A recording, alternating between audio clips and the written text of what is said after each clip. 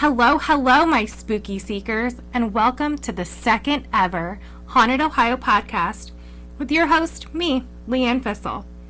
Today we're going to be diving into an abandoned town in Summit County, Ohio, dubbed Helltown. There's a reason it's called Helltown, and we'll get into that. This week we're going to break our episode down into chapters or sections to make it a little easier to follow. So our first chapter is Chapter 1, History of the area. So the history of this area is that it was originally a Native American Lenape tribe village. It was located near Clear Creek. The Lenape were required to leave this town after the Treaty of Easton was signed in 1785. It's said that they called the village Clear Town, but they found out that the German word for clear was hell, so it became Helltown. And that's where it came from. The tribe clashed with settlers before the area was abandoned. There was a bloody battle between the two sides where over 100 tribesmen lost their lives. Helltown was located on a Native American war trail during the Revolution, so it's seen its fair share of bloody battles. The village of Boston was then established in the early 1800s. The first mill was brought to the village in the 1820s. The area was growing. It had a paper mill, and it also got a railroad station. This station was called Boston Mills, and the name stuck, and the area was Boston Mills after that. The area continued to grow until the 1970s, just like the rest of the country did. When the area was taken by the government in the 70s, using eminent domain, which means that the residents were forced out of their homes. They were forced to sell to the government to make way for a national park. This was supposedly to combat deforestation, and it was part of a large initiative taken on by the U.S. government. Whether this is true or not is part of what we're here for. There's lots of conspiracy theories and ghostly theories and creepy theories that go along with this. We will get into those in the subsequent chapters. So that leads us right into Chapter 2, Government Conspiracies. The lack of information about this mass eviction, I like to call it, kind of leads me to believe that there could have been some sort of government cover-up or a government conspiracy. I think that there would be more information out there. This would be more of a thing that you could look up and people would be talking about. Some think that the government knew of toxic waste being dumped and that this toxic waste was causing mutations in people and in animals, or one or the other. There are some people that claim to have seen these mutated animals. They think that there was a giant python that was mutated from this toxic waste. Where the python came from, that's a whole another story to me. Maybe it was someone's pet, I'm not sure. So the python thing, that's part of another theory that goes along with this. And we'll get to that one later. But next, we're going to go into Chapter 3, which is the Satanists theory. So, here we go. This is right along with that satanic panic that everybody was going through because, there were just Satanists running all over the U.S., taking your kids and teaching them terrible things. This is widely untrue, but a lot of people believed it. People were literally imprisoned for years over the satanic panic.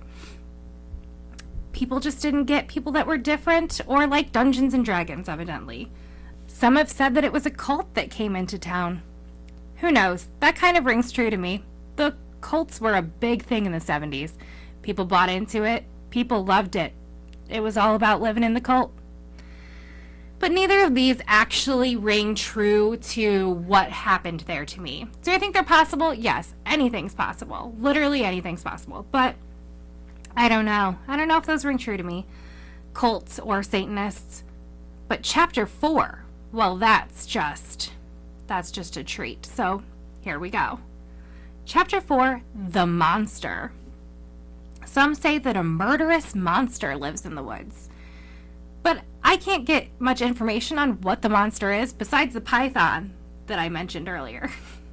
That's the only real one I could find, except for the Wendigo theory. And that literally came from somebody made a movie about Boston Mills, and they said that a Wendigo, I hope I'm saying that right. Wendigo? Okay, I think it's Wendigo.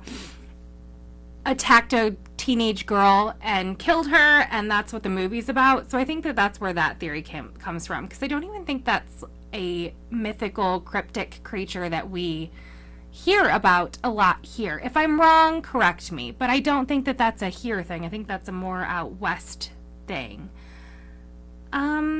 They actually included a disclaimer in that movie that there's no even folklore that goes along with that, and that no girl was actually murdered by a Wendigo. I am having trouble with that today in that area.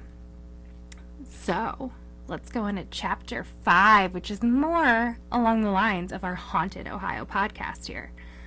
The Ghosts and the Spookies. The focus of many of the ghostly legends in this area are centered around a man sitting on a bench in the cemetery. It's said that he's just looking off longingly, waiting for his family to come home. And I think that this one could be true. This rings true to my little spooky soul. I think that the people who left may have left behind their loved ones that had already been deceased. And of course he would sit there wondering when people were going to come back. Anyone would. And people say that they hear growling coming from in the cemetery too. This cemetery is Boston Mills Cemetery, and it's big and located in a wooded type area, and people say that they see these trees move from one place to the other, like transporting trees, which could go along with a theory all my own, which is that it's on some sort of different plane and creepy, crazy things are happening because it's like Stranger Things and there's an upside down. Oh my gosh, maybe it's the upside down. And there's also a creepy man with a hearse, supposedly, that lives in the area. And he lives there with his family, his creepy little family. And if you go in there with your car, which you can't do, so I don't know where this comes from. If you go in there with your car, he'll chase you out with his hearse. The officials do say that there was someone in the county that owned a hearse at one time, and they only used it during the Halloween season. I tend to think maybe that's where this comes from, is whoever that was just was having fun. Yeah, and there's another theory that gets real creepy, that if you're driving on the roads surrounding the area, the road will take over your car and cause you to have some sort of accident or move your car, or something crazy will happen to you. I cannot confirm nor deny any of these theories. Anything, like I said, is possible. Anything could be real. We don't know. I've never been there, so I really don't know. I would like to go. Let's go get our creep on.